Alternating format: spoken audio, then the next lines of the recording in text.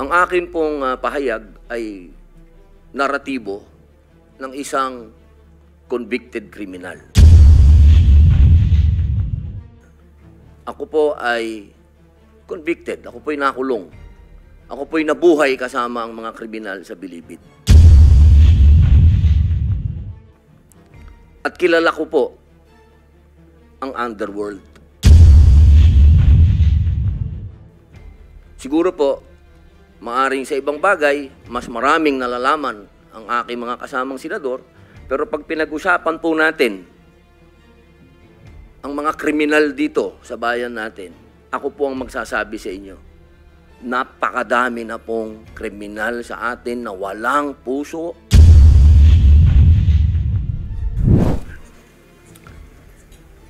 As of the moment, present are the Senate President Pro Tempore, Senator Jinggoy Estrada, and the Majority Leader, Senator Tol Tolentino, the Deputy Minority Leader, Senator Risa Ontiveros, as of the moment.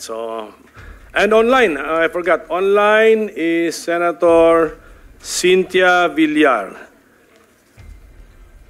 Can we show on the screen also the video feed of Senator Cynthia Villar? So, the chairman will now deliver his opening statement. Magandang umaga po sa inyong lahat.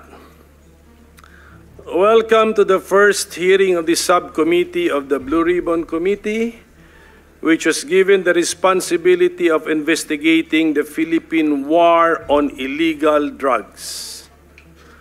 Allow me to thank Senate President Chis Escudero, the chairperson of the Blue Ribbon Committee, Senator Pia Cayetano, and of course my colleagues here in the Senate, and we are just being joined by Senator Bato de la Rosa, for the trust you have placed on this representation to chair this subcommittee. Our assignment will not be an easy task.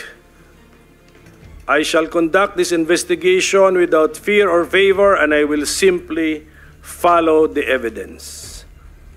As the chairman of this subcommittee, I have construed our instruction to investigate the Philippine War on Illegal Drugs to begin with the Duterte administration, which was the first administration to use the term war on drugs to signify its prioritization of the enforcement of our anti-illegal drugs laws, all the way to the present time.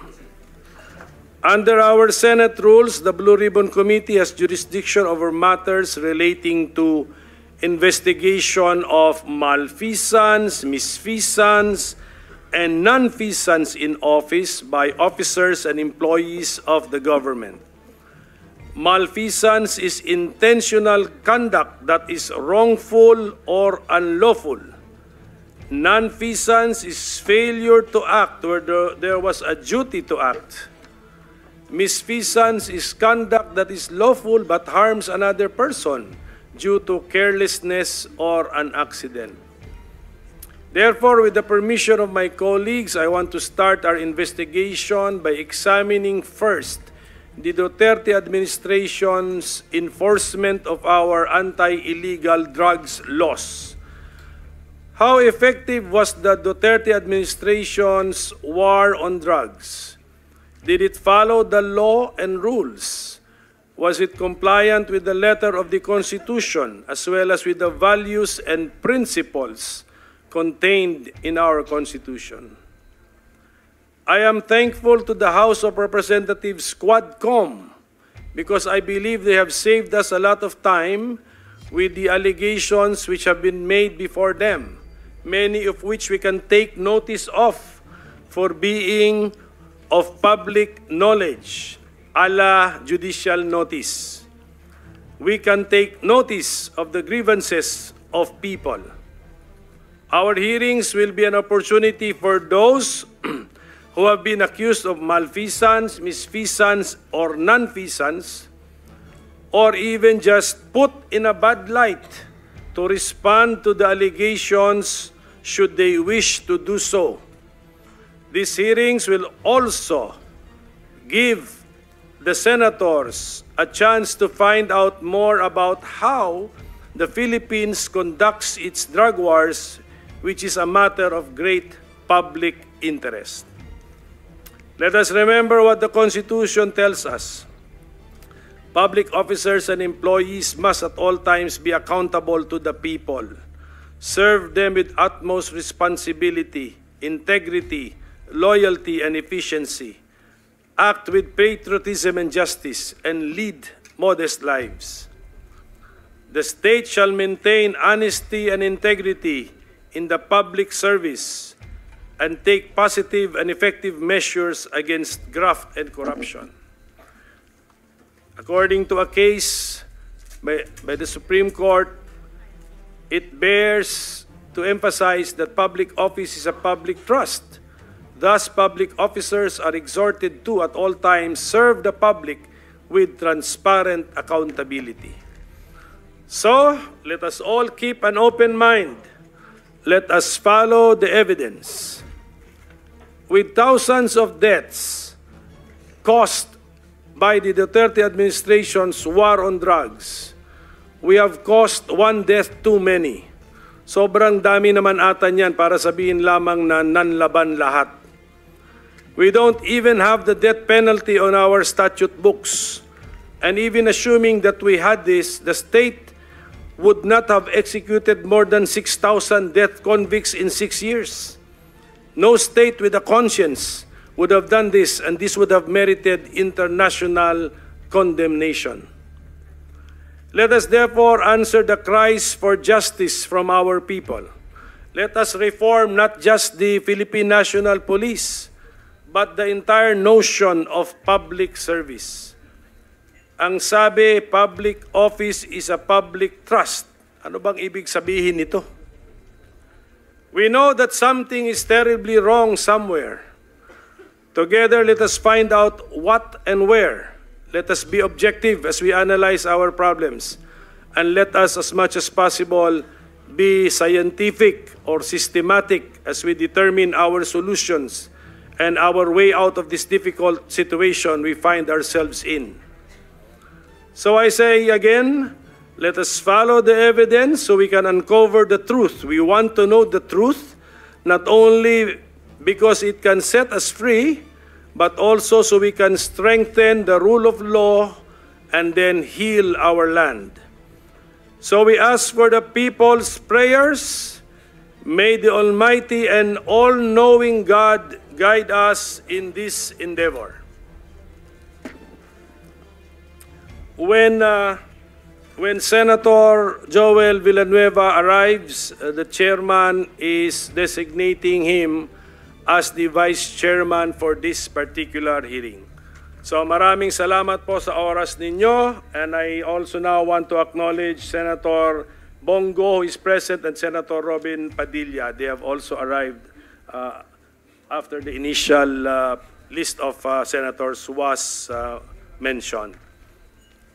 Okay, can I suspend for a few minutes to allow the arrival of former President Rodrigo Roa Duterte? His colleagues in the subcommittee to deliver their opening statements, and we will follow the order of arrival. Should they wish to, okay. Senator Bongo? Okay, he will wait. Senator Cynthia Villar, do you wish, ma'am, to deliver an opening statement? Find out. Okay. We now proceed to the next person on the list. Senator Bato de la Rosa, if you wish to that is your time, sir. Thank you. Go ahead. Thank you, Mr. Chair. Good morning, everyone. Mr. Chair, truth-telling needs no dressing up for the occasion. Telling the truth demands nothing more than just that. Telling it, testifying to it. Lying, on the other hand, requires fabrication, intricate, deliberate, elaborate planning. One lie is tied to a system, an entire web of other lies, in order for the story, the fabric, to hold together. Nitong nakaraang mga araw, Mr. Chair, ako'y tinanong kung ano raw ang mga ginagawa kong preparasyon para sa pagdinig natin ngayong araw na ito. Ang sagot ko po ay wala. Sapagkat ang pagsasabi ng totoo ay hindi humihingi ng anumang espesyal na paghahanda. Ang katotohanan, bali-baligtarin man, simula sa dulo o sa gitna, ay masasabi ng malaya sa kalooban. Sasabihin naman ng iba, ganun naman pala, bakit hindi ka nalang umattend doon sa hearing ng House? My position on this too has remained the same. I do not wish to be the first to break our tradition of interparliamentary courtesy. If our counterparts in the lower house do not exercise interparliamentary courtesy, this humble representation does. But most importantly, I do not wish to be a guest of their gag show. Mr. President, kung ako ay makasarili lamang, kung ako ay swapang na tao, unang pagtawag pa lang nila, nandoon ako mag-attend to clear myself. But because I am a member of the Senate, I have to protect the tradition that is being observed by this institution. Kaya hintayin na lang nila, Mr. President, pag hindi na ako senador, I will be there every day. Kung gusto pa na, doon ako tumira sa kanila. Pero sa ngayon na ako'y senador pa, please naman, sana respetuhin nila yung ating interparliamentary courtesy. Ayaw kong magiging presidents, Mr. President. Pagdating ng araw, in the future, lahat ng mga senador na mabubwisit sa kakatawag sa kanilang pangalan kapag ang kanilang pangalan ay na-implicate sa investigation na ginagawa ng other house, ay punta na lang ng punta at wala nang magawa na legislation. Kaya po ako naririto ngayon, hindi lamang bilang isang vice chairperson ng committee ito, kundi bilang isang resource person. As a former PNP chief during the Duterte administration, I have been tagged multiple times as the face of the war on drugs. The same war on drugs openly supported by both the Senate and the House of Representatives, and of course, supported by our people. Perhaps I am one of the best persons to contribute to today's discussion. I am here, Mr. Chair, to tell the truth, and as I do so, witness the web of lies come undone, one thread at a time. Today, I say duty calls. My duty to the truth and nothing but the truth. So help me God. Daghang salamat, Mr. Chair. Thank you, Senator De La Rosa.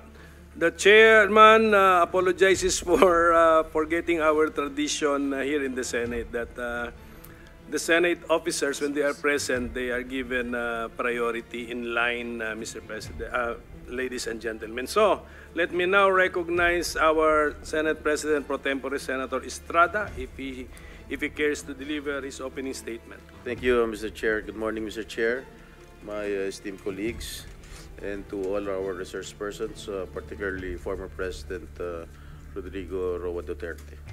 First and foremost, I would like to commend this subcommittee for its immediate action to discuss this pressing issue that has shaped our nation's landscape, the Philippine War on Illegal Drugs.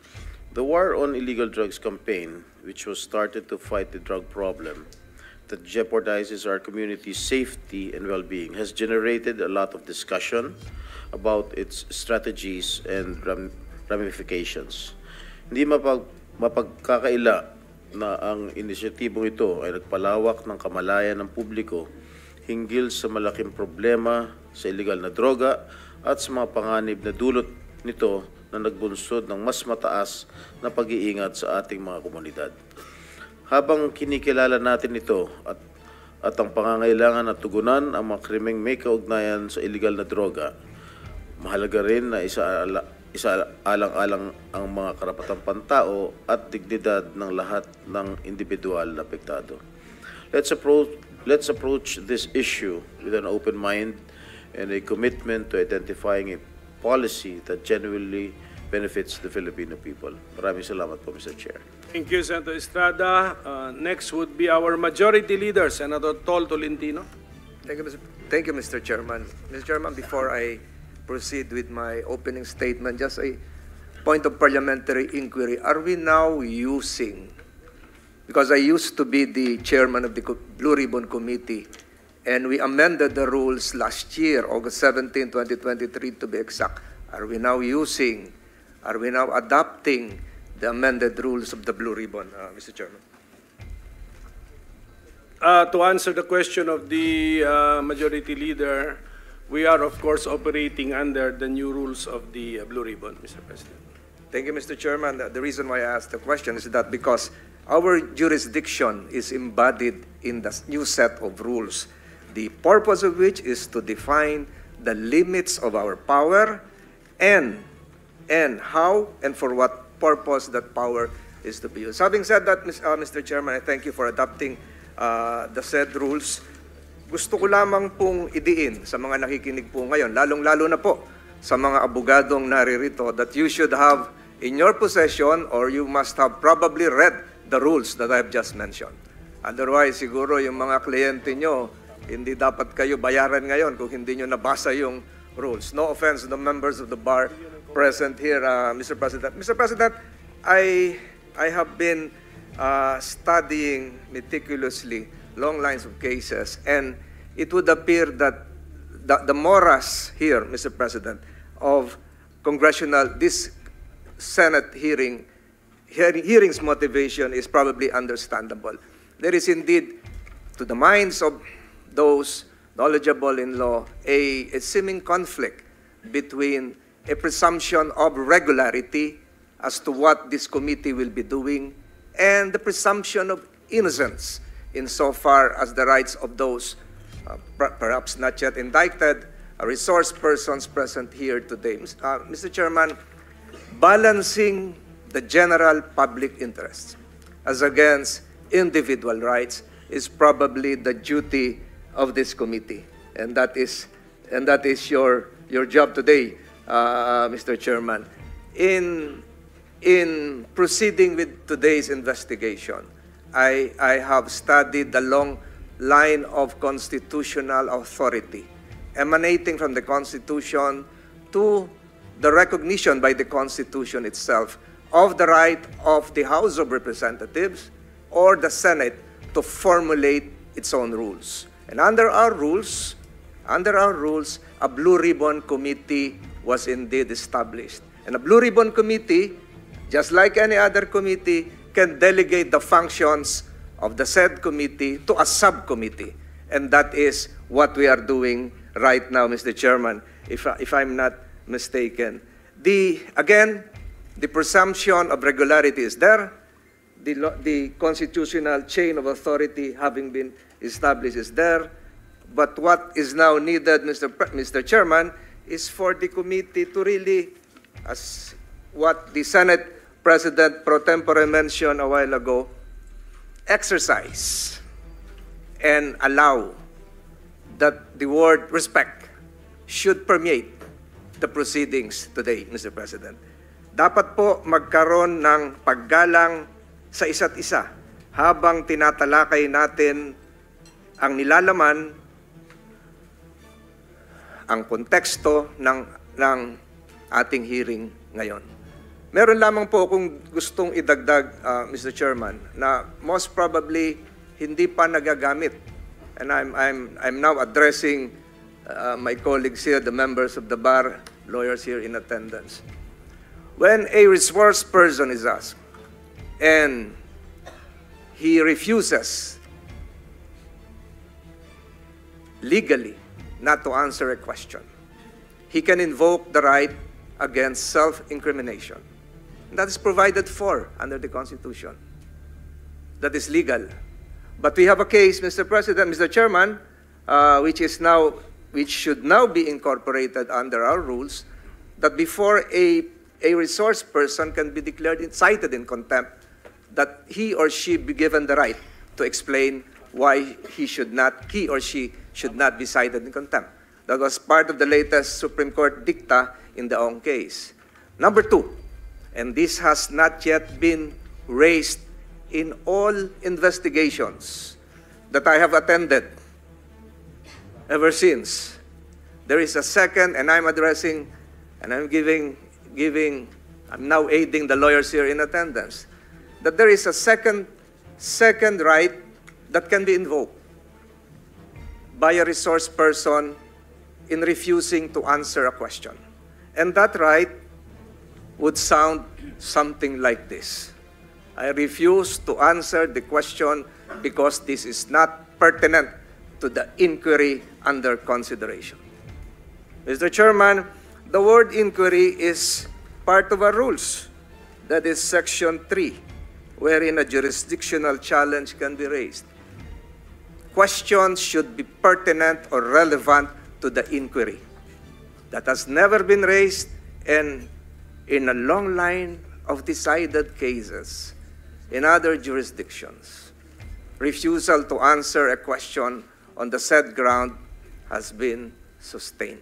Mr. President, I raised that point because, first, before I again proceed with my opening statement, pinasasalamatan po natin si Pangulong Duterte sa pagpapaunlak sa imbitasyon ng committee ito, ng subcommittee ito, para ipaliwanag yung mga dapat ipaliwanag. Kinikilala po namin ang inyong karapatan, kinikilala rin po ng committee ito ang karapatan ng lahat na naririto, at dapat po yan igalang. The Senate's power to investigate is not merely a procedural exercise. It is a profound duty that enables us to uncover the truth, foster transparency, and safeguard public trust. Yet, in our pursuit of the truth, we are guided by the unyielding principles of the Bill of Rights, a cornerstone of our democracy that protects the freedoms and dignity of every Filipino. Yun po yung sinabi ko kanina. Mahirap yung trabaho ng chairman dito ng committee ito to balance public interest as against individual rights.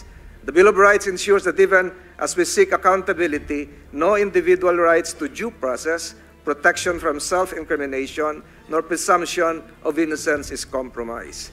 These rights are not obstacles to the truth, but essential safeguards that uphold justice and strengthen our commitment to the rule of law. As we carry our investigative duties today, which is a broad information gathering given possible future legislative measures, let us reaffirm that truth can only be pursued within the framework of respect for these fundamental freedoms. By doing so, we not only fulfill our mandate, but honor the democratic principles that protect our people. Maraming salamat po, Senator Pimentel. Maraming salamat sa Blue Ribbon Committee. Thank you, Majority Leader, for the words of wisdom. We now go back to the list. Senator Risa Ontiveros, if she wishes to give her opening statement. Yes, salamat kaayo, Mr. Chair. Magandang umaga po. Nagpapasalamat ako sa ating chair dahil una nating maririnig ang kwento ng mga biktima at naulila ng war on drugs. Their stories deserve to be heard and should spur us to action. Mga kababayan, dati, walang kagatol-gatol na nangako si President Rodrigo Duterte na papatayin niya ang kapwa niya Pilipino. Mga ama, ina, anak, magkakapamilya at magkakapitbahay, mga journalist, mga kritiko, alang-alang sa baluktot na pagkakaintindi niya sa kaayusan at kapayapaan. Yan ang isa sa mga pangako niyang sana hindi na lang niya tinupad. Maraming nagsasabi, nagbibiro lang daw si tatay. Pero sa ngayon, hindi tayo nandito para magtalo pa kung anong ibig niyang sabihin sa libo-libong beses na sinabi ni President Duterte na papatayin niya tayong mga Pilipino. Today, we will take him at his word. Ngayong umaga, iimbestigahan natin ang madugong war on drugs. at ang mga batas at polisiya na nagpahintulot dito. Malaking bagay po ang partisipasyon ni dating Pangulong Duterte bilang chief architect ng giyerang ito. Kulang ang anumang investigasyon kung hindi siya tatanungin. Ngunit, hindi ito tungkol lang sa kanya dahil bawat biktima ng EJK at mga naulila nila ay biktima ng sistematikong pang-aabuso. In the end, the perpetrators were even rewarded. Pare-pareho ang resulta ng investigasyon. May organized kill list, summary executions, may mga aligasyon ng planted na ebidensya, hanggang sa nabalot na ng takot ang mga barangay natin. Mga nanlaban daw kasi yan, sabi ng ating mga pulis. Kung kampanya talaga ito laban sa droga, bakit tinatayang 122 na bata ang napatay, kabilang ang 1 taong gulang na sanggol na walang kamuwang-muwang? Nanlaban? Yung 32 na namatay sa Bulacan sa loob ng iisang gabi noong 2017, lahat ba yon nanlaban? Talaga? Eh yung 26 kataong patay sa isang gabi rin noong 2017 sa Maynila naman, nanlaban? Para sa maraming biktima, hindi madali ang manindigan para sa kanilang mga karapatan. Kaya sa kasagsagan ng war on drugs noong 2017, hinawakan ng aking opisina ang kaso ni Kian de los Santos at kinupkup namin ang mga testigo sa kanyang pagpatay, kasama ang mga menor de edad. Nawa, sa pamamagitan ng hearing na ito, masimula ng pagkamit ng hustisya at paghihilom para sa kanila at sa iba pang biktima. At sa lahat ng nagsasabi na ang war on drugs ay parusa daw para sa mga naliligaw ang landas, my message to you is this: there is no honor in punishment like tokhang. It should not be an honor to be called the Punisher when thousands of innocent people, including babies, have died in your name. Hindi kailanman ipagmamalaki ng mga Pilipino ang war on drugs na yan. Daghang salamat, Mr. Chair. Thank you. Senator Padilla is next.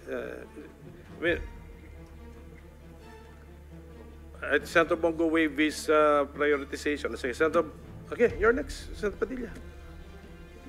Then I'll go back to Senator Bongo. Maraming salamat po. A'udhu billahi minasyaitanir rajim. Bismillahirrahmanirrahim. Alhamdulillah rabbil alamin. Bismillahi wassalatu wassalamu Allah Rasulillahi. Assalamualaikum warahmatullahi wabarakatuh. Isa pong pagbati ng kapayapaan sa inyong lahat. Unang-una po sa amin pong tagapangulo, Senate Blue Ribbon Committee, Pinunong Minoria Aquilino Coco Pimentel III. Magandang umaga po. At sa amin pong Pro Tempore, Senator Jinggoy Estrada. Sa amin pong Majority Leader, Francis Tol Tolentino, Sir. At sa amin pong Deputy Minority Floor Leader, Senator Risa Hontiveros. At siyempre po sa amin pong pinakamatigas na senador, Senator Bato de la Rosa. At sa amin pong malasakit King, Senator Go. At sa lahat po ng mga bisita. At siyempre po sa Iron Man, ang hinahangaan po naming pinakamagaling na Pangulo ng Pilipinas, PRRD, Digong, Mayor. Isang magandang umaga po sa inyong lahat. Ako po ay nakikinig sa mga opening statement ng aking mga kasama.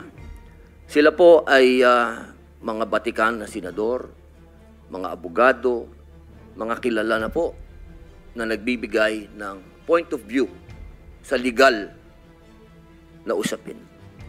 Ang akin pong pahayag ay naratibo ng isang convicted criminal. Ako po ay convicted. Ako po ay nakulong. Ako po ay nabuhay kasama ang mga kriminal sa Bilibid. At kilala ko po ang underworld. Siguro po, maaring sa ibang bagay, mas maraming nalalaman ang aking mga kasamang senador, pero pag pinag-usapan po natin ang mga kriminal dito sa bayan natin, ako po ang magsasabi sa inyo, napakadami na pong kriminal sa atin na walang puso, ang mga halang ang kaluluwa. Napag-usapan po natin ang mga biktima ng sinasabing war on drugs, pero hindi po natin napag-usapan ang mga biktima ng mga durugista. Kung paano pinapatay ang kanilang mga anak, pinapatay ang kanilang mga asawa, pinapatay ang kanilang kapitbahay. Kung paano sinira ng droga ang mga buhay ng mga pamilya ng OFW. Kung paano po sa loob mismo ng Bilibid, kung saan po ako nakulong ng 3 taon at ginawa ko pang pelikula ito. Ang pangalan po ng pelikula, maaari niyo pong panoorin, Hari ng Selda. Dito po ay binunyag ko na sa loob mismo ng Bilibid ay nagluluto ng shabu. 1998 po yun. Kung bibilangin po natin yung taon na yun, hanggang sa dumating ang Iron Man, ilang taon po yun. Ganun po kahaba ang mga panahon na namayani at talagang naghahari ang mga drug pusher sa Bilibid. Alam niyo po, mga mahal kong kababayan, wala po, totoo po. Ang kamatayan ng buhay ng isang tao ay yaan po ay bigay ng Diyos. Yaan po ay kayamanan, yaan po ay regalo sa atin ng Diyos. Pero, mga mahal kong kababayan, ang ating pong bayan ay nasa bingit ng napakalaking kapahamakan. Kung hindi po tatitindig ang ating kapulisan, kung hindi po tatayo ang ating mga law enforcement, tayo po ay tatalunin ng mga sindikatong nag-ahari na nagluluto na ng mga droga kung saan-saan. Mga mahal kong kababayan, ang datos po ang magsasabi na nung sa panahon ni Pangulong Rodrigo Roa Duterte, masasabi ko na po na natakot ang mga kriminal. Wala pa po siyang ginagawa. Doon lang sa commercial niya na last Christmas yun na to, natakot na ho ang napakaraming kriminal. Natakot na ho ang napakaraming durugista, napakaraming pusher ang nag-surrender. Wala pong nangyayari. Sa salita lang po yun. Mga mahal kong kababayan, kung sisisi natin lahat ang mga namatay dito sa administrasyon ni Rodrigo Roa Duterte, abay nagkakamali po tayo.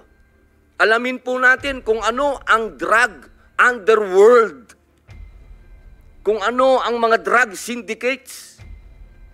Ako na po ang nagsasabi sa inyo, regular na po ito tuwing magpapalit ang administrasyon, naglilinis ang mga sindikato.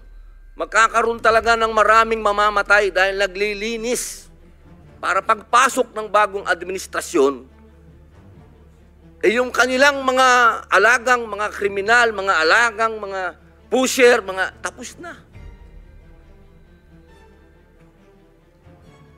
Sana po, sa usapin na ito, maging realistic po tayo, mga mahal kong kababayan.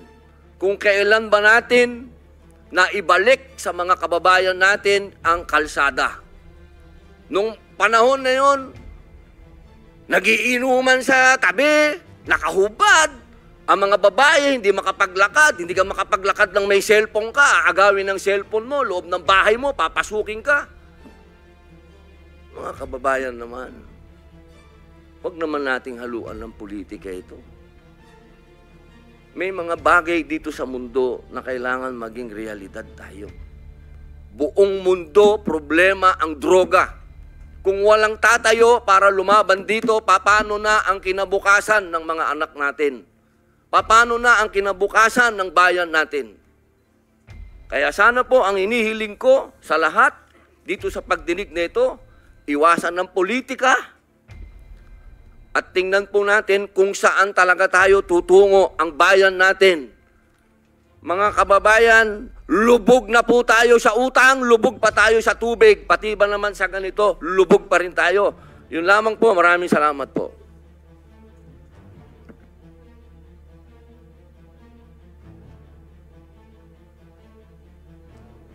Thank you, Senator Robin Padilla. So, Senator Bongo, please. Salamat, Mr. Chair. Good day to all my esteemed colleagues and to all resource persons present here today. Allow me to begin by expressing my deepest condolences to the families of the victims of Typhoon Christine as well as those who lost their properties and livelihood. Please know that your Senate will be working extra hard to address your pressing concerns. Marami tayong gustong imbestigahan at bigyan ng pansin lalo na po sa pangangailangan po ng mga nasalanta. Rest assured that your senators will do so at the proper forum.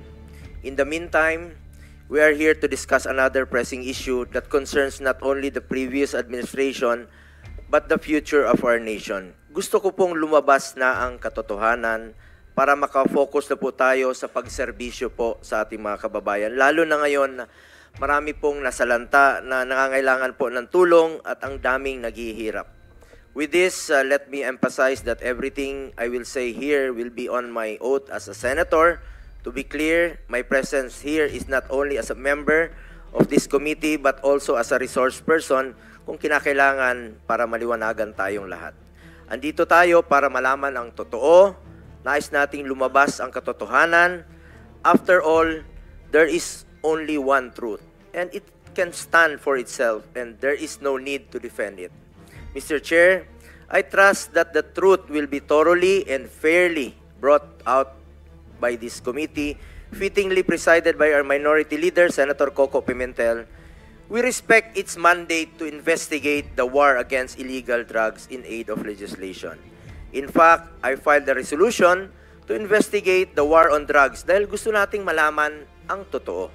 Gusto nating makapagsalita ng malaya at na walang takot ang mga naimbitahan dito, walang public shaming, walang trial by publicity, katotohanan lamang po at hindi politika.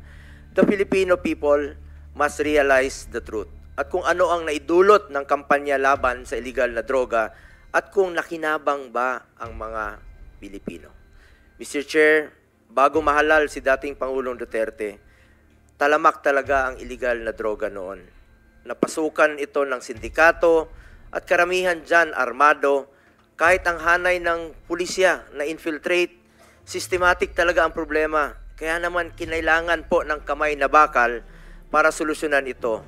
Kaya nga nanalo si dating Pangulong Duterte dahil sa kanyang campaign promise to get rid of illegal drugs, criminality and corruption na mga salot po ng lipunan. Mr. Chair, ang sambayan ng Pilipino na po ang humusga. Kung nakakapaglakad ba sila sa gabi na walang takot sa daan, pati po yung mga OFWs natin sa abroad, nagkakaroon ba sila ng peace of mind dahil ligtas ang mga mahal nila sa buhay na nakakauwi po sa gabi na hindi nasasaktan at hindi nababastos. Noong panahon ng panunungkulan ni dating Pangulong Rodrigo Duterte, 55% o halos 6 sa bawat 10 barangay sa buong bansa ang naging drug-free. Resulta po ito ng pagkumpiska sa lampas 76 billion na halaga ng droga na pakalat-kalat noon sa ating mga lansangan. Base rin po sa datos, 79% o halos 8 sa bawat 10 Pilipino ang sumusuporta sa kampanya laban sa illegal na droga. Sa unang 5 taon naman ni Pangulong Duterte sa pwesto, mahigit 70% ang ibinaba ng crime rate sa buong bansa. Bukang bibig po yan ng ating mga kababayan kung gaano sila kapanatag, lumabas sa lansangan, kahit sa 10 oras ng gabi dahil alam nilang ligtas sila at ang kanilang mga anak. Ako mismo, meron po ako nakakasalubong sa mga 7-Eleven, nagpapasalamat na ligtas na raw po ang kanilang mga anak. Kaya naman po nananatiling mataas ang approval at trust ratings ni Pangulong Duterte mula simula hanggang pagtatapos ng kanyang termino. Ito ang patunay na kinikilala ng sambayanan ang mga positibong pagbabagong dala ng kanyang pamamalakad. The war on drugs of the previous administration, lest we forget, enjoyed widespread public support across all sectors. Mr. Chair, hindi po natin maikakaila. People are now seeing the difference on how once upon a time they felt safe in the streets and their communities. Mr. Chair, nakakalungkot dahil bumaliktad na po ang panahon, nagbago na po ang ihip ng hangin, ang pinagsikapan at pinaghirapan po ng nakarang administrasyon na linisin ang bansa laban sa kriminalidad at droga, ganon-ganon na lang po ngayon kung baliwalain. Mr. Chair, ganon ba natin itrato ang sakripisyo ng mga alagad ng batas noon? Imbis na pasalamat tayo sa kanila at sila po'y naging bayani noon, sila po ngayon ay tila binabasura. Nung panahon ng war on drugs, panay puri ang naririnig natin. Napakaganda po ang ginawa ni PRRD. Bakit makalipas po ng 3 taon, puro paninira at paninisi na? Paano naman po yung mga taong nagtrabaho at tumulong para maibalik ang peace and order? At paano rin po yung mga magagandang naidulot sa mga Pilipino ng laban kontra droga? But, Mr. Chair, this does not mean that the Duterte administration sanctioned human rights abuses. Ang tanging hangarin ni dating Pangulong Duterte ay linisin ang ating bansa at labanan ang mga naghahasik ng lagim, lalo na po sa pagdating sa illegal na droga. Sa pagkakaalam ko, kailanman ay wala siyang ipinapatupad na anumang sistema, kapalit po ang buhay ng sinuman. Ayaw natin na mismong mga alagad ng batas ang lalabag sa karapatang pantao at ayaw rin nating mangyari ang mga durugista ang maghahasik ng lagim sa bawat kalye na ating dinadaanan. Noong panahon ni dating Pangulong Duterte, kung malagay sa alanganin ang buhay ng mga pulis, kung manlaban ang sospek, unahan na nila dahil ayaw niyang pulis ang mamatay, sa ginagawa lang naman nila ang kanilang tungkulin. In fact, noong 2018, sa maalala ko po, pumunta po kami ni dating Pangulong Duterte sa Norsagaray, alas 3 po ng umaga, sa burol po ng isang pulis na binaril po ng drug addict. Naunahan po siya. Yan po ay isa sa mga halimbawa na nakakalungkot na ginagampanan po ng tungkulin ng ating kapulisan ng kanilang trabaho. Maliban sa paggawa ng batas, kailangan talaga ay taasan ang budget ng mga pulis para wala silang rason na hindi nila magampanan ang trabaho nila. Di ba, maalala nyo po, noong 2018, inuna nating idoble ang sahod ng pulis sa entry position nila, kasama na po dyan ang mga uniform personnel. Estudyante pa po ako, 1980s, 90s, takot na takot po ako sa pulis. Checkpoint, walang ilaw, maraming hulidap, laglag bala, extortion. Pero nung panahon ni Pangulong Duterte, naibalik po ang respeto sa mga pulis. Kaya full support po tayo sa mga uniform personnel at lalong-lalo na po sa mga nagtatrabaho para sa bayan.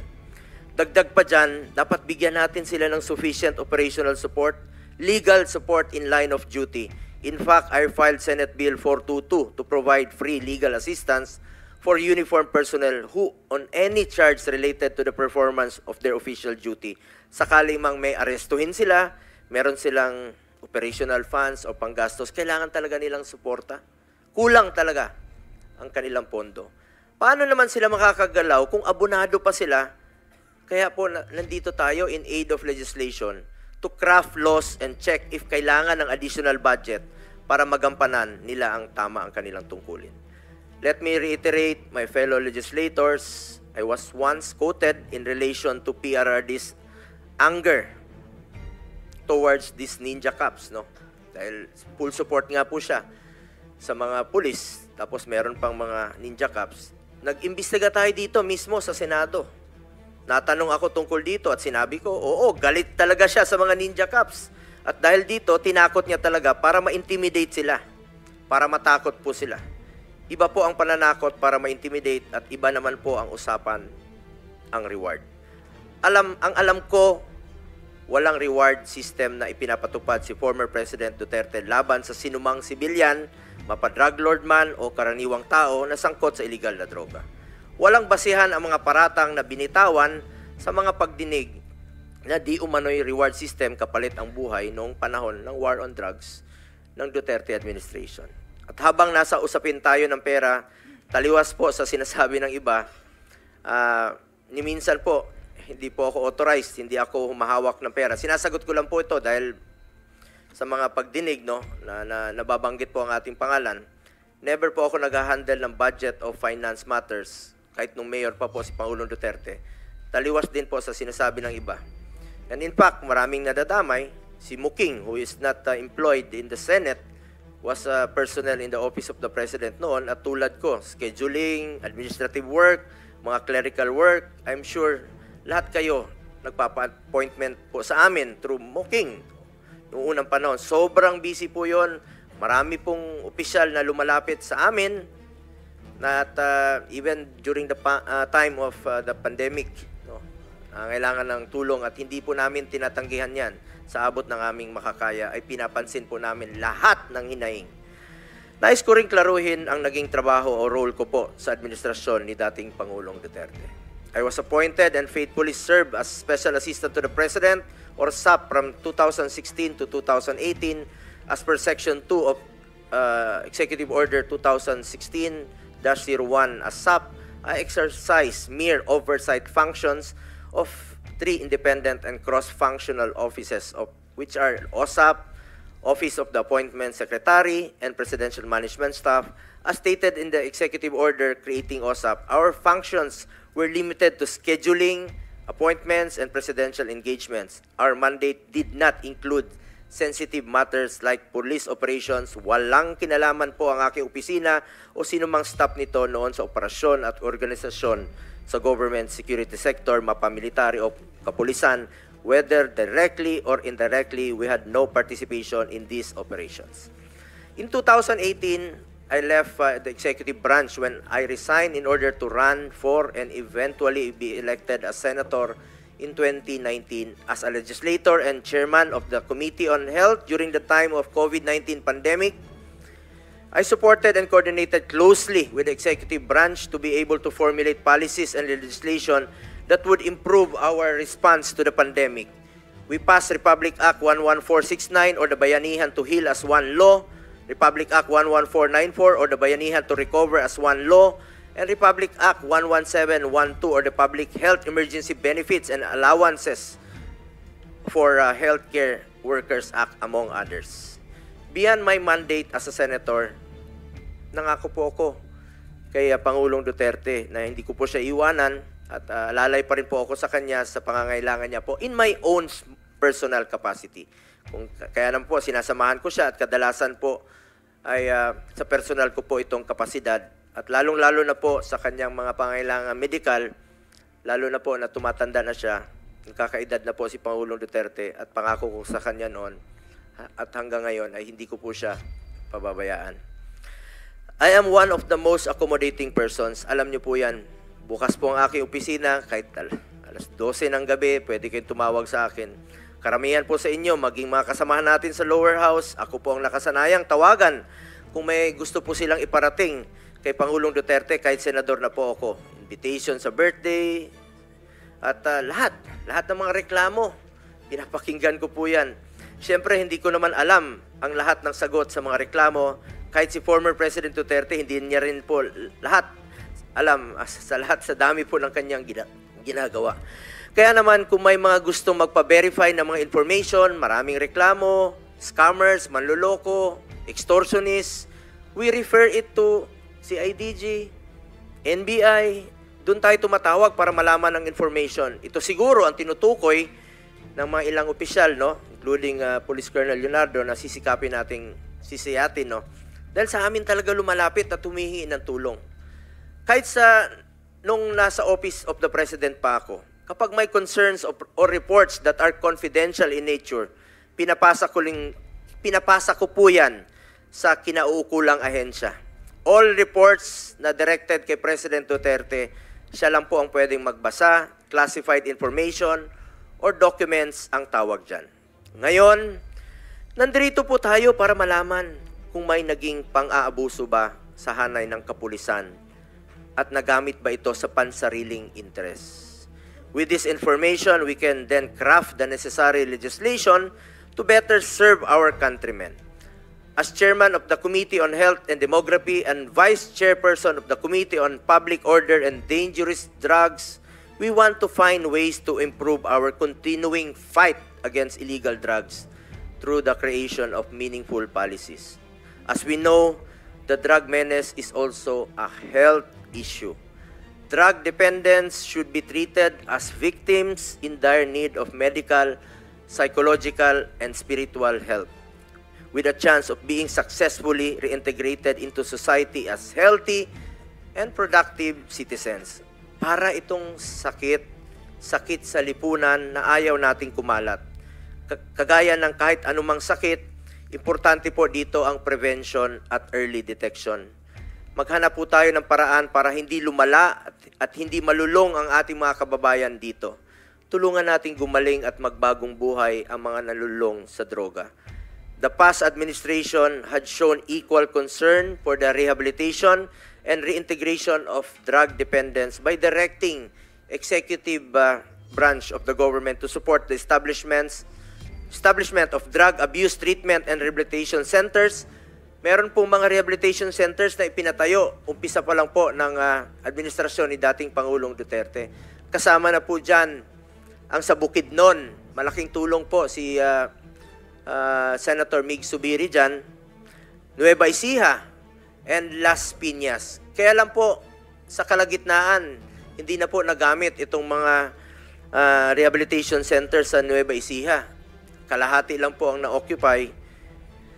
Ang war on drugs ay dapat whole of government, whole of nation approach, kaya may rehabilitation at reintegration. In fact, former President Duterte issued Executive Order Number 4 creating an interagency task force for the establishment and support of drug abuse treatment and rehabilitation centers. We saw the biggest voluntary surrender of more than 1 million drug users and personalities, which is a feat that has never been seen in the country's history. Ang dami pong sumurrender nun kay then GPNP. 1.6 million po ang sumurrender. First 6 months po ito. Kulang na kulang nga po yung mga lugar, no, kung saan sila magsusurrender. Nagkulang po ang mga preso dahil sa dami po ng nagsurrender. Nagsurrender po sila dahil sa paniniwala nila na seryoso po ang war against drugs ni Pangulong Duterte. Bilang mambabatas, trabaho natin na suriin ang mga pulisiya laban sa droga noon at ngayon, at makagawa ng mga bagong batas na kinakailangan upang maisulong ang drug abuse prevention, mapagtibay ang law enforcement, masagip ang mga nabibiktima upang magbagong buhay, at mapalakas ang rehabilitation efforts. Bigyan po natin sila ng pagkakataon na magbagong buhay po. For my part, as early as 2019, I already filed a bill, Senate Bill 428, which would establish drug abuse treatment and rehabilitation centers in every province. I also filed Senate Bill 2115 to have vocational and livelihood programs for rehabilitated drug dependents. Bilang chairman po ng Committee on Health, Sports, and Youth, naniniwala po ko na isang health concern po na maaring matugunan sa pamamagitan ng maayos na rehabilitation at maging sa pag-promote sa sports.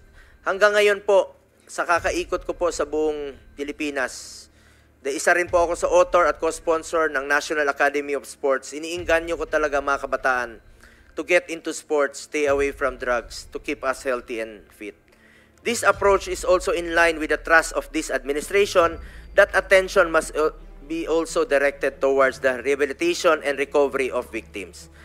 Apart from the accessibility of facilities, ito po ay napaka-importante. Sana po ay magtulungan tayo dito. We also have to look into the process to be admitted to these centers. Currently, a commitment order from the court is required to be admitted to rehab centers. Marami pong mga drug user ang gustong magpa-rehab, pero napakahaba po ng proseso. Kaya kadalasan, naisip nila na wag na lang magpa-rehab. Ang resulta, try to heal on their own. Walang intervention, bahala na. Kailangan nating ayusin ito dahil time is of the essence sa mga gustong magbagong buhay. We also have to look into mandatory counseling for victims and empower DSWD to help victims of this societal ill. As chairman of the Senate Committee on Youth, I also suggest crafting laws that would include in the school curriculum the knowledge and information necessary to prevent vices such as illegal drugs. We, as legislators, must work together to prevent abuse of power and protect and respect and uphold human rights. I have consistently worked to increase the budget for the operations of the Philippine National Police and the Armed Forces of the Philippines. Our efforts must be geared towards fulfilling their mandate in accordance with the law. Gamitin natin po ang investigasyong ito at hearing na ito upang siguraduhin walang pang-abusong mangyayari tungo sa ating isang hangarin na labanan po ang droga. I urge both houses of Congress, magtulungan po tayo dito. Kilala niyo po ako. I am committed to developing accessible rehabilitation centers for individuals facing drug addiction, and I am more so dedicated to ensuring the protection of and respect for human rights. Again, I am one with this committee in finding out the truth in the hopes that we could craft meaningful legislation for our beloved citizens. Thank you, Mr. Chairman. Thank you, Senator Bongo. The Senator Cynthia Villar said that she will no longer deliver an opening statement. So I gave her time to you, actually, Senator BG. So.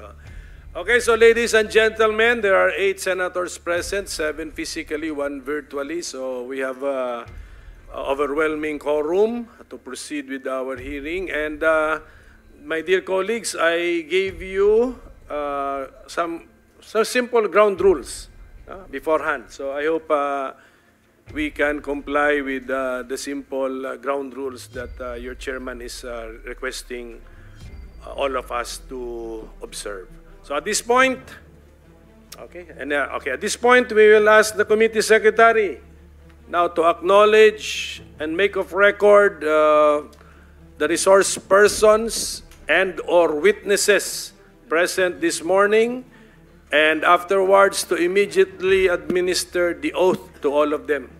Committee secretary, please. Thank you, Mr. Chairman. The following resource persons or witnesses are present. Former President of the Republic of the Philippines, Rodrigo Roa Duterte. Former Senator Leila de Lima.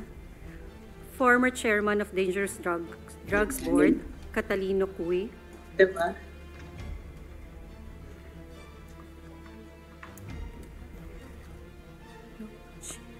Chief of Hospital, DOH Drug Abuse Treatment and Rehabilitation Centers, Dr. Jose Liabres. From DSWD, Kevin Bumagat. Chairperson of Commission on Human Rights, Attorney Richard Palpal Latok. Retired General Romeo Caramat Jr., Inspector General of Internal Affairs Service, Attorney Brigido de Jesus Dulay. Lieutenant Colonel Jovi Espinido. From Davao City Police Office, Colonel Lito Patay. From PNP Drug Enforcement Group, Colonel Hector Grijaldo. Also present is Major Emil Garcia. Former PNP Chiefs, Retired General Archie Francisco Gamboa, Retired General Debold Sinas, Retired General Vicente D. Danao, former PIDEA Director General Aaron Aquino, former Presidential Legal Counsel and Presidential Spokesperson, Attorney Salvador Panelo, former Chairman of Presidential Anti-Corruption Commission, Mr. Greco Belhica, former Mayor of Iloilo City, Jed Patrick Mabilog, Chairman of Free Legal Assistance Group, Attorney Jose Chel Diokno, founder of Program Paghihilom, Father Flaviano Villanueva,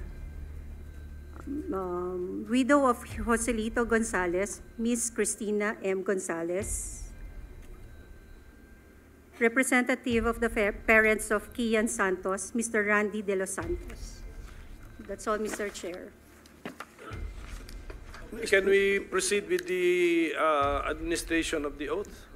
Mr. Chair? Wait a minute, please. Before we administer the oath, may we know if Kerwin Espinosa was invited? Sige, ganito muna. Let's administer the oath to all those present, and then let's now inventory who we invited and did not appear. Yung pang gawin natin. Sige. Thank you, Mr. Chair. Please administer the oath. Kindly stand up to all our resource person. Kindly raise your right hand. Do you solemnly swear to tell the truth, the whole truth, and nothing but the truth in this proceeding? For the record, Mr. Chair, everyone answered in affirmative.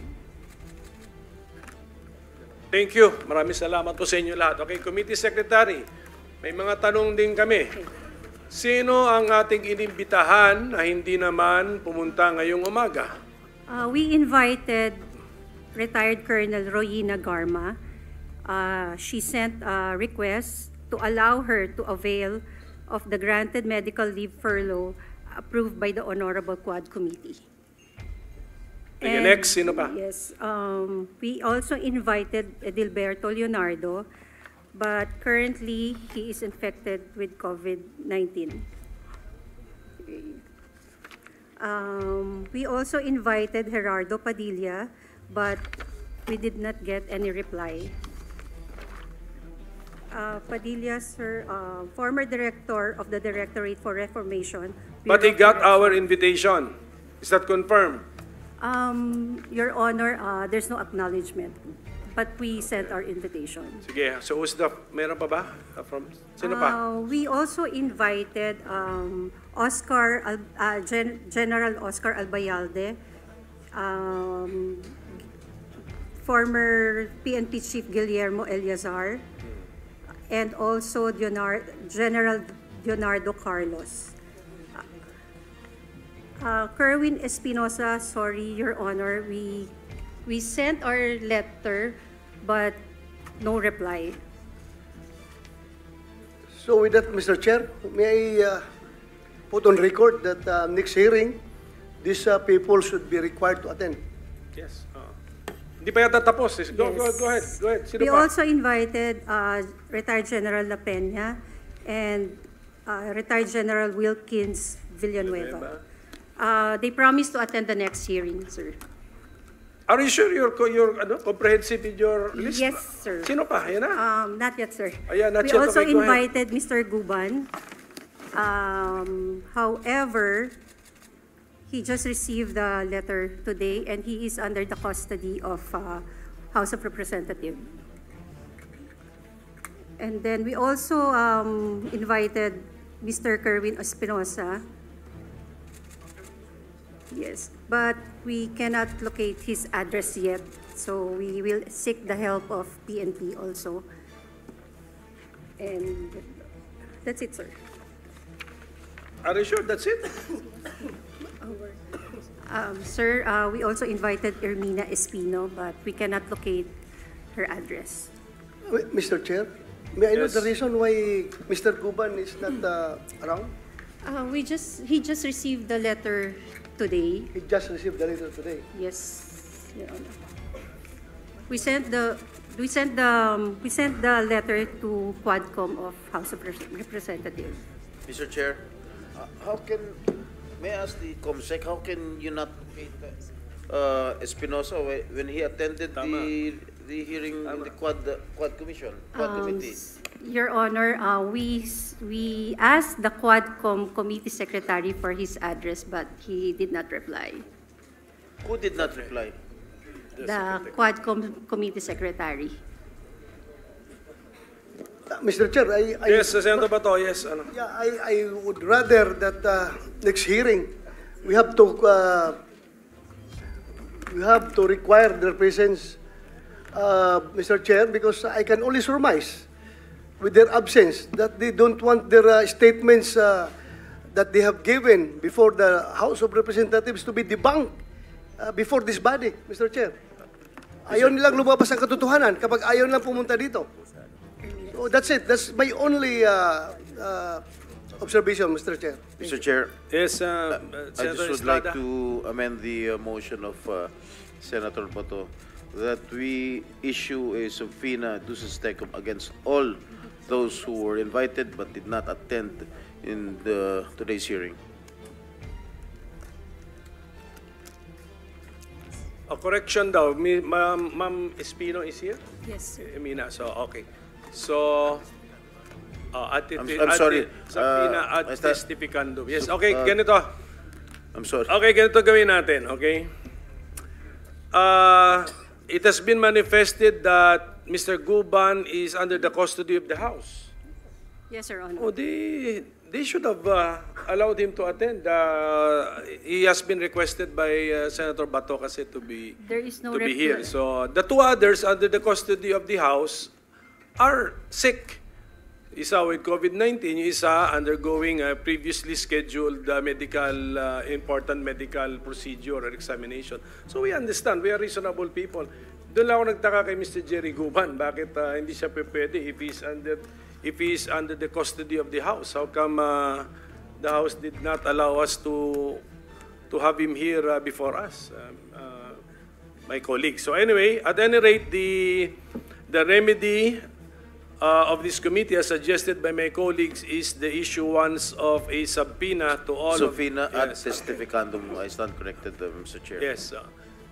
Siguro, and we appeal to the House that for those people that they know the address is off, I mean, share the address. Share the address of these people. And then, of course, the committee will also exert utmost efforts to find these people and get their addresses. So, ganun na muna. In the meantime, my dear colleagues, ganun, we issue a subpoena to all those in the original list of invitees We will na comply, hindi Your Honor. pumunta ngayon, o even those with excuse letters, subpoena ang susunod na issue. Okay? We will comply, Your Honor. Mr. Chair, may I know what would be the next move that this body is going to take if after we have given them, issued them a subpoena, still, they will not be allowed by the House since the House is having custody over their living body. If they will not be allowed to attend before this hearing, what will we do? I will coordinate with the House chairpersons. Actually, I talked to Chairman Ace Barbers and nabanggit din naman niya sa akin yung medical request of Colonel Garma. Kaya I had an idea na may conflict sa schedule. But si Jerry Guban, I'm surprised bakit hindi nila mapadala rito. So, but we will coordinate. Siguro doon na muna. Okay, Thank basta ang understanding natin dito, a subpoena will be issued to those who did not, who were invited, or even those who we failed to notify. Subpoena na tayo diretso para sa next hearing, hindi sayang ang panahon natin. Sino pa dumating? Yes, Ermina is here. Nasabi ko. Can we ask a committee secretary, kasi late dumating po si Ma'am, ano sir, complete name? Ermina Espino. Ma'am Ermina Espino, please, mag-o-taking po tayo. Si committee secretary, go ahead.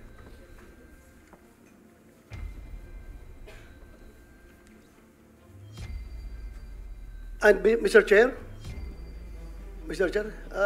may I move that in the next hearing, we include in the subpoena one attorney Enrico Rigor, from the anti-illegal drugs group of Camp Crami. Please, committee secretary. Pero in fairness to Mr. Rigor, no, he was not invited for today's hearing. Pero diretso na tayo sa subpoena. And also, Mr. Chair, another one to be invited is Sino pa? Sige po. Pwede na submit in writing. Pwede naman submit in writing kasi especially kasi new names po yan sila. Okay. I forget, I remember the name. Ronnie Dayan, the former driver of Senator De Lima, Mr. Chair. Okay. We'll invite. I don't know kung nakakulong, basta we have to We will ask find out the questions. personal circumstances, the present personal circumstances of Mr. Dayan. Sige, can we Yes, know? thank you, Mr. Chair. Before that, since this hearing will entail a lot of time, siguro pwede na i-coordinate ng ating committee na pakuha na ito si Guban dun sa House of Representatives kung pwede. Suggestion of our Senate President Pro Tempore, let's exert effort to coordinate with the House. Basta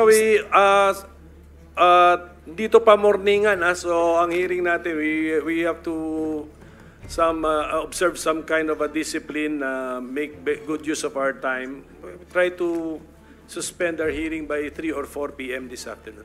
Oh, Mr. Chair. Madam Chair, Madam Okay, can we finish with this Pino? Baka malimutan pa natin. Let's Ms. administer Espino. the oath to this one person late arrival. Ms. Ermina Espino, kindly raise your right hand.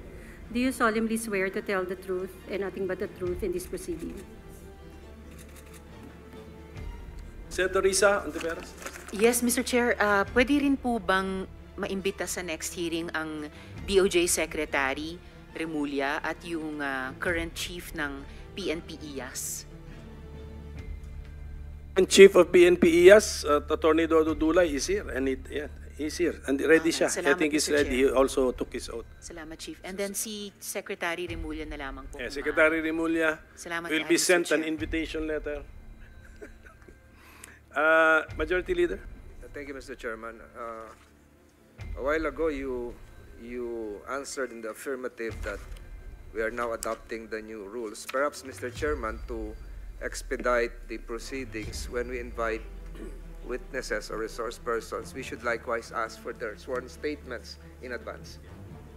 Yes, we did, but some were not able to comply. So depende na yung mamaya if given our liberality, we will allow them to give us the gist of what they know. Okay, so, tapos na. Preliminary matters, tapos na po. So, given the nature of our committee, this is a subcommittee of the Blue Ribbon. So, the chair decides to hear first families or persons who claim to have been victims of this Philippine war on illegal drugs. Mr. Chairman. Okay, victim families. Yes. Mr. Chairman, would it be more prudent if, since we have the former president here, to give him the chance to have an opening statement? Yes, he will. Once he's recognized, the former president can give his opening statement. But can we hear first? The nature of our subcommittee, ladies and gentlemen, this is a broom. Ano tawag mo doon? Blue ribbon. So this is about malfeasance, misfeasance, non-feasance. Ano muna natin, let's introduce into our records first. What are the complaints, grievances, or observations or criticisms on the Philippine war on illegal drugs? Yun muna. And then we will now ask the former president as the president who declared the war on drugs to now to deliver his statement and his testimony, Mr. President. That's the idea, given the nature of our committee. That's it. So, but I forgot to acknowledge, of course, Senator Mark Villar is here and our Vice Chairman, designated ka na po, Senator Joel Villanueva, for this particular hearing only. Yes. Yeah, Mr. Chair, Mr. if Chair. I may. Tama, sige. Yes. With all due respect, Mr. Chair, it has been a tradition during all committee hearings that we give courtesy to our resource persons to have their opening statement. So, Mr. President, Mr. Chair, I move that we give our resource persons their opportunity to give their opening statements if they have any, Mr. Chair. And Mr. Chair, Yes, go ahead. Go ahead, Senator if Bato. we add to the motion of Senator Jinggoy, if it is a motion, if you look at the former president, he's already sleepy, Mr. President, Mr. Chairman. So baka mamaya makatulog dito. Please, kung pwede, unahin natin siya. With all due respect, alam natin matanda na siya and inaantok. Baka mamaya makatulog, Mr. Chair. Baka pwedeng unahin natin siya. Thank you, Mr. Chair. For humanitarian consideration, Mr. Chair, yun lang sa akin. Okay, so there's an appeal. So can I suspend so that we can come up with a consensus?